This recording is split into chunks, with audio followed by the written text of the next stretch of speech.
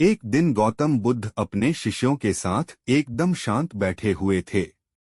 उन्हें इस प्रकार बैठे हुए देख शिष्य चिंतित हुए कि कहीं वह अस्वस्थ तो नहीं हैं।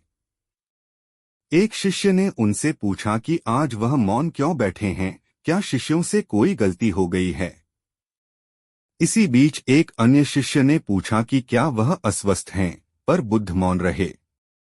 तभी कुछ दूर खड़ा व्यक्ति जोर से चिल्लाया, आज मुझे सभा में बैठने की अनुमति क्यों नहीं दी गई है। बुद्ध आंखें बंद करके ध्यान मग्न हो गए। वह व्यक्ति फिर से चिल्लाया, मुझे प्रवेश की अनुमति क्यों नहीं मिली। इसी बीच एक उदार शिष्य ने उसका पक्ष लेते हुए कहा कि उसे सभा में आने की अनुमति प्रदान की जाए। बुद्ध ने आंखें खोलीं और बोले, नहीं, वह अछूत है, उसे आज्ञा नहीं दी जा सकती। यह सुनकर शिष्यों को बड़ा आश्चर्य हुआ। बुद्ध उनके मन का भाव समझ गए और बोले, हाँ, वह अछूत है।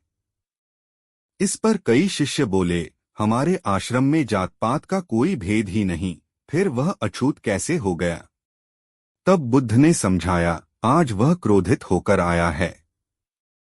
क्रोध से जीवन की एकाग्रता भंग होती है। क्रोधी व्यक्ति प्राय मानसिक हिंसा कर बैठता है, इसलिए जब तक वह क्रोध में रहता है तब तक अछूत होता है। इसलिए उसे कुछ समय एकांत में खड़े रहना चाहिए। क्रोधित शिष्य भी बुद्ध की बातें सुन रहा था। पश्चाताप की अग्नि में तपकर वह समझ चुका था कि अहिंसा ही मनुष्य का महान कर्तव्य व परम धर्म है।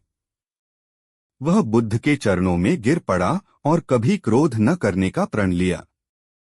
शिक्षा आशय यह है कि क्रोध के कारण व्यक्ति अनर्थ कर बैठता है और पश्चाताप उसे बाद में होता है, जिसका कोई लाभ नहीं मिलता। इसलिए हमें क्रोध नहीं करना चाहिए। असल मायने में क्रोधित व्यक्ति अछूत हो जाता है और उसे अकेला छोड़ देना चाहिए। क्रोध करने से तन, मन और धन तीनों की हानि होती है। क्रोध से ज्यादा हानिकारक कोई और वस्तु नहीं है।